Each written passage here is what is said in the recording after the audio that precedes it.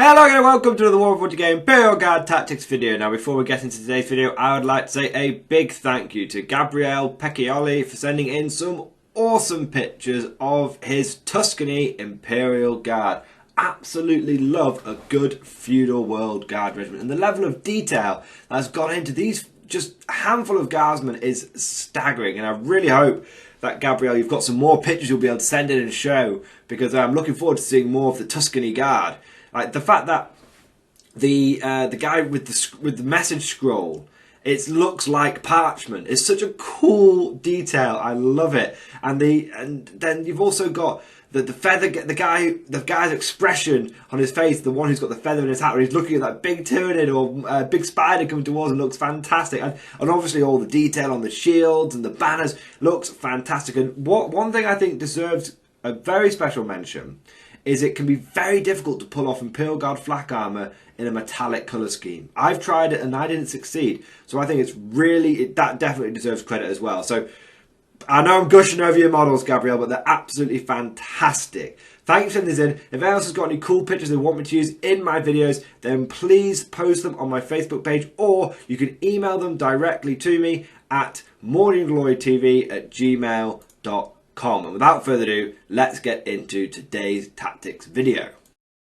So today, guys, we're going to be doing more deep diving into some of the Forge World stuff. I know I had a bit of a Forge World frenzy last week. Well, you know what? There's a lot of cool shiznies in Forge World. I really want to check it out. So what we're going to be looking at today, as requested by several of you in last week's videos, I'm going to be looking at the Death Corps of Krieg Death Riders. We're going to be looking at the commanders. We're going to be looking at the Death Rider command squads and the riders themselves.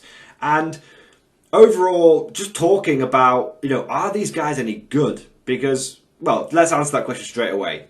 Death Riders are good. They're in a very interesting place. They went through some significant changes in the last Forge World book, and they went from kind of being less of a combat unit to more of a tanky unit. And they are very durable now. So let's take a look at them straight away. So we'll just go through each unit quickly so you guys know what we're talking about, and then we'll go through some general tactics for these guys. So the first one we want to have a look at is the Death Rider Squadron Commander. Now he comes with a hunting lance, he still retains his frag and crack grenades, and he comes with a standard las pistol, but it can be swapped out for either a bolt pistol or a plasma pistol, and he comes with a power sword, and that can be swapped out for a chain sword. Okay, so that's kind of cool. His stats, he's 45 points as well, or 3 power level, and his stats are, he has movement 10, which is nice. That's a nice movement. So he's got movement 10, weapon skill 3 plus, ballistic skill 3 plus, strength 3 with that power sword, strength 4. And then he's got toughness 4, 5 wounds. That's a respectable amount of wounds for a guard character. 3 attack, I guess it's company commander plus 1 for being on a mount, right? 3 attacks, leadership 8, and a 4+ save. So he's got that carapace. It's nice. You've then got the Death Rider Hunting Lance, which is strength user, but it's AP -1, which I'm sure they used to be AP -2, those hunting lances, but anyway. But each time a melee attack is made with this weapon, if the bearer's unit made a charge move this turn, that attack is strength characteristic of +2, an arm penetration characteristic of AP -3, there it is, and a damage characteristic of 2. So that's pretty good. So what I think this means is that even when you haven't charged with them, your Death Rider Hunting Lance is AP -1, which is okay, but I guess with this particular model, when you finish that charge, if you're still stuck in combat, that's when he whaps out the power sword, so fair enough. His mount also has Savage Claws, which has strength 4, AP -1, damage 1. Each time the bear fights, it makes 2 additional attacks with this weapon, and no more than 2 attacks can be made with this weapon. So his mount gets 2 attacks. You can't start putting like power sword attacks through the mount or anything crazy like that. So that's kind of cool. So yeah, interest. So overall the offensive capabilities is very nice. He can issue orders. He has a refractor field, so he's toughness 4 with 5 wounds and a 5% vulnerable save, which is nice. Flanking maneuvers, he can essentially outflank. come on from the board edge, which is nice if you don't have to spend CP to do it. He can issue orders to cavalry and infantry units. All of the rules for issuing orders still apply. That's nice, you can issue both. And augmented mount, each time it's modelled to lose a wound, roll 1d6 on a 5+, that wound is not lost. Now I think that's been buffed. I think that used to be only against strength 4 attacks or less, and now it's against all attacks. So when you add it up, this guy alone has got 5 wounds, he's got 4+ save, 5+ minimal save, and a 5+ feel of pain.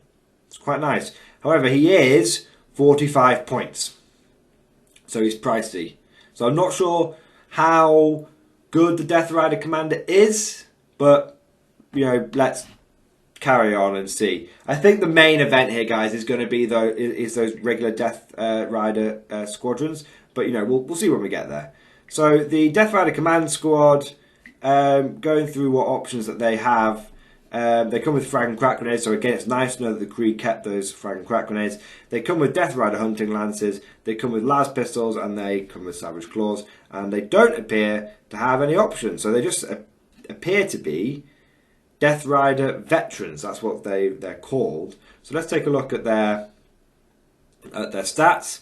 Well, they 10-inch movement, only weapon skill 4+, but they do have ballistic skill 3+, but does that really matter? I don't think that really matters. I mean, it'd be nice for throwing some frag grenades around, but yeah, not a big deal that. Toughness 4, 3 wounds a guy is nice. 2 attacks a guy is pretty good, considering you also get 2 attacks from the mount. And that these guys will actually want to use the Death Rider hunting lances even after they've charged, because they don't have power source to pull out. So, I mean, that's kind of cool. So they're AP -1 in combat, even after they've charged. And they keep that 4+ save. They can flank, okay, and for each Death Rider Squadron Commander unit, 1 Death Rider Command Squadron can be taken. Augmented Mount is, again, that 5+ feel no pain. So I think these Death Rider veterans are kind of like, have you filled up on regular Death Rider squads? If so, and you still want more Death Riders, then you start looking at Death Rider veterans. Okay, but let's compare them to the regular Death Rider Squadron. Okay, now they come with 5 dudes to start with, but you can take up to, I believe, up to 10 in a squad. In fact, I've just double checked, and they do have the ability to go up to 10 models. You've got 9 riders, and then you've got the Ride Master. Now, each one of these guys, again, comes with Death Rider hunting lance, frag and crack grenades, las pistol, and savage claws. Now, the thing is, and I've double checked this, and I've checked the stratagem, I've checked the Astronaut Arm Codex FAQ, and I have checked the Imperial Armour FAQ. So I don't like missing things, you know, making mistakes with FAQs. And what I'm building up to, guys, is it might sound great that they've all got crack grenades, but the stratagem in the Guard Codex says that the Grenadiers stratagem can only be used on an infantry unit. Now, if I am wrong on that, that's fine, and that's good for the Death Riders. But from what I can see is you can't use Grenadiers on Death Corps Death Riders, which means you can't throw 10 crack grenades with them. Sad times. You still throw a crack grenade, but it's not 10 crack grenades. They've got no weapon options there. The Ride Master comes with all the same gear that they have, but he can take a bolt pistol or a plasma pistol, and he can take a chainsword or a power sword. Now, I want to say something here. According to Battlescribe, which is what I'm using to check these things, on all cases where you can swap las pistols for bolt pistols, there's no cost associated with it. That's on the Commander, and that's on the Death Squad Ride Master as well. So it's a straight upgrade to swap that las pistol for a bolt pistol on those guys. No points cost, so you might as well do it. It does cost 5 points to the plasma pistol, however, so bear that in mind. But again, on those sergeant equivalents and command equivalents, there appears to be no on the Death Rider, on the Ride Master, I should say, not on the Commander. There appears to be no cost difference between taking a power sword or a chainsword or hunting lance. But bear in mind, on the sergeant, you can only take one of those 3. You can only take a chainsword, a hunting lance, or a power sword. So it kind of depends on, do you want them all to have lances, or do you want to swap one of those lances on the Ride Master to a power sword? Sure, he won't get as big a bang on the turn he charges, but turns after he charges, he will be more powerful. He'll be consistently +1 strength and consistently AP -3. I think with Death Riders, it's probably one of those where you kind of want to kill what you charge. But I guess also that's the traditional mindset when you actually think about it. These guys are meant to be quite tanky. They're meant to be stuck in combat for a while. So taking a power sword is definitely, considering it's free, it's definitely a good alternative. So looking at the stats for this squad, let's take a look. So they have got weapon skill 4+, blitz skill 3+. They've got 3 strength 3, toughness 4, 3 wounds. They've got 1 attack each, leadership 7, and a 4+ save. Now I just want to compare these guys to the command squads, because I believe the command squads may have had 2 attacks per guy, and we're going to do it live. We're going to do it live. They do. Okay, that's interesting. So if you want to, that is actually quite interesting, because that means that there is an incentive to take those Death Rider command squadrons, because it means you're getting an extra attack per guy. You know, if you're attacking with your Death Rider squadrons, then you've only got 1 attack per guy. And I can't see any way of giving them additional attacks. Okay, I can't see that. Death Rider hunting lance, each time a melee attack is made with this weapon, if the unit bears unit made the charging move this turn, this attack has a strength characteristic of +2 and armor penetration of -3 and damage characteristic of +1 of damage characteristic of 2. So, yeah, that's interesting. So if you want these guys are only going to have 1 lance attack even on the turn they charge.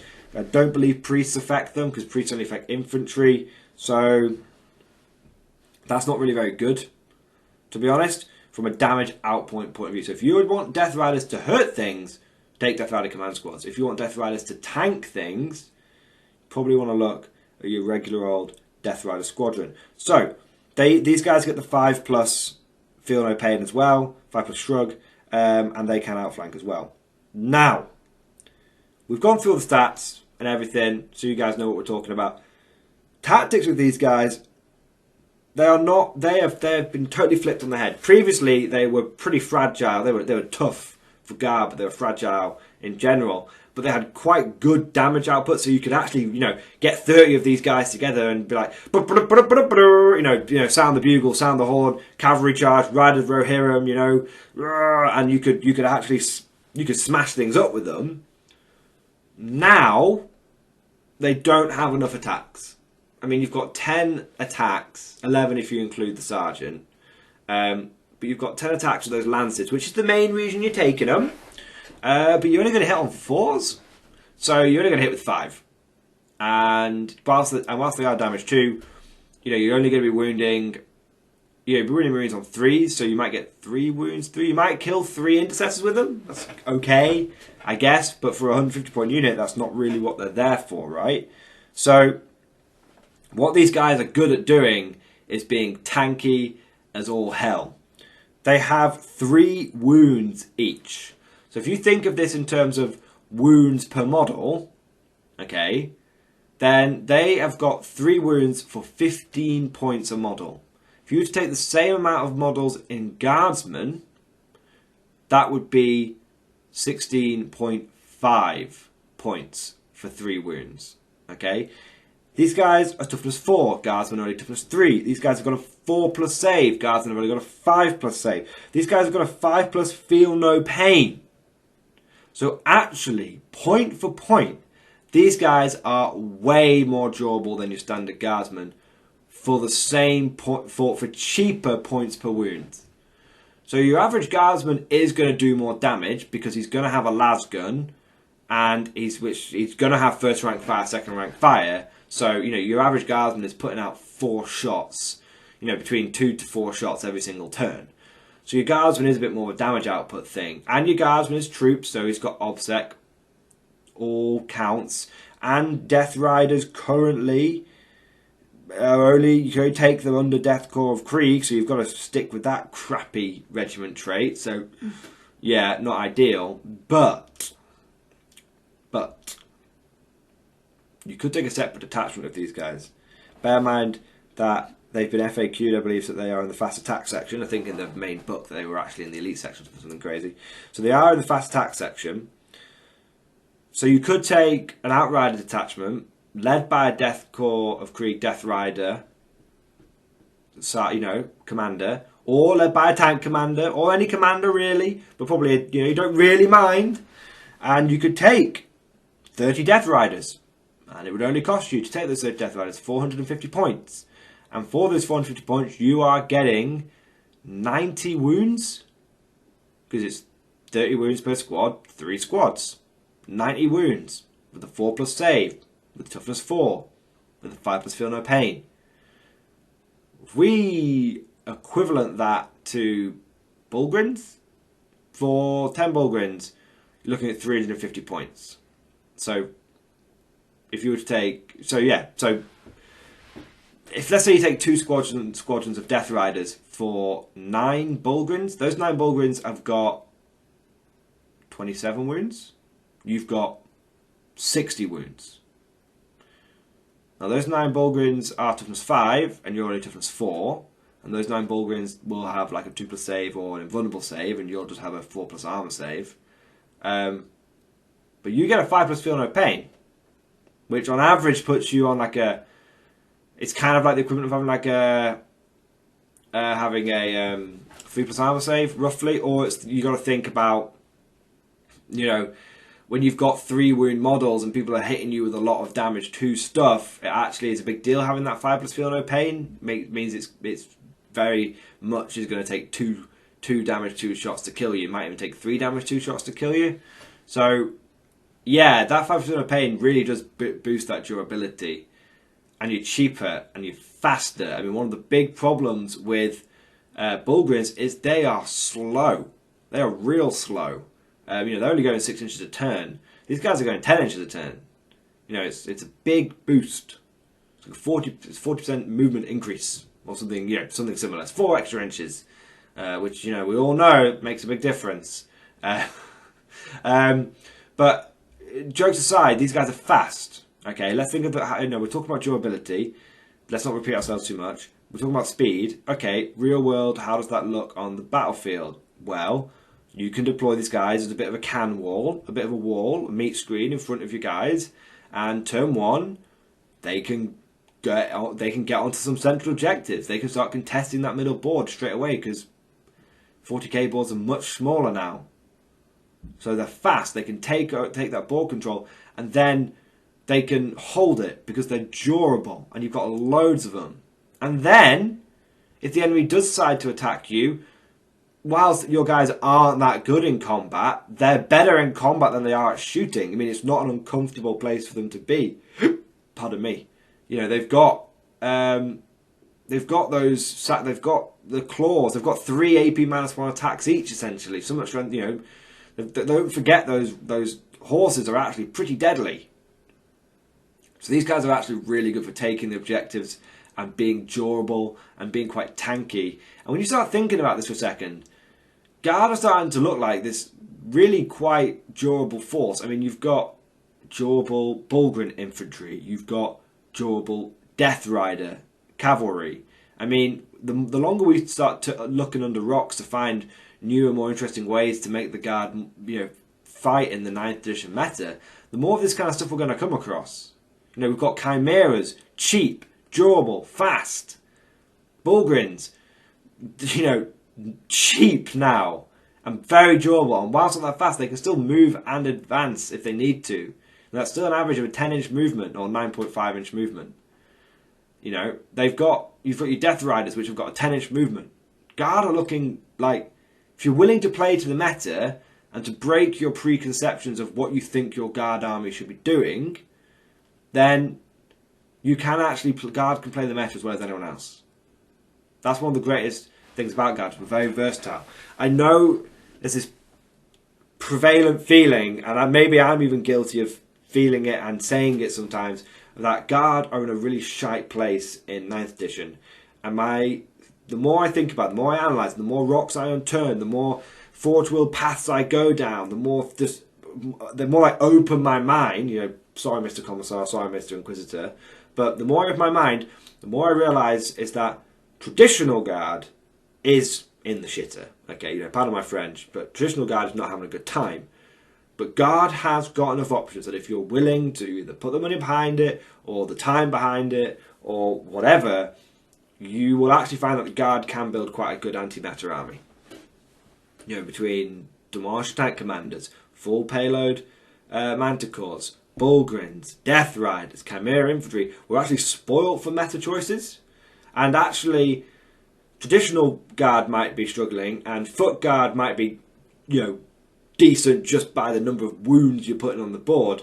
But Mechanized Guard, classic Mechanized Guard, they're doing fine. And these cavalry would look just absolutely fine along with your Mechanized Guard. And if you're thinking, well, you know what, I want to run Foot Guard, but I'm open to the idea of World War I cavalry as being added to it, which is very Foot Guard, you know, having infantry and cavalry fighting side by side, then Death Riders are your way of boosting your army up into the meta.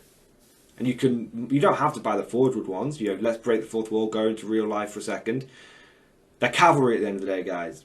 Buy some Perry miniature knights. If you're not ever intending to play it against Workshop, go and buy some Perry miniature knights. Go and buy any 28mm cavalry and use them. You might need to get some different bases, but most people won't care. You know, a cavalry base is a cavalry base. You know, it doesn't really matter too much. So you don't have to break the bank and get Death Riders. These are our only viable cavalry we can take. You know, run them as bikers. You know, it doesn't really matter. If you want to go to some GC bikers and run them as Death Riders, that's fine. Doesn't matter.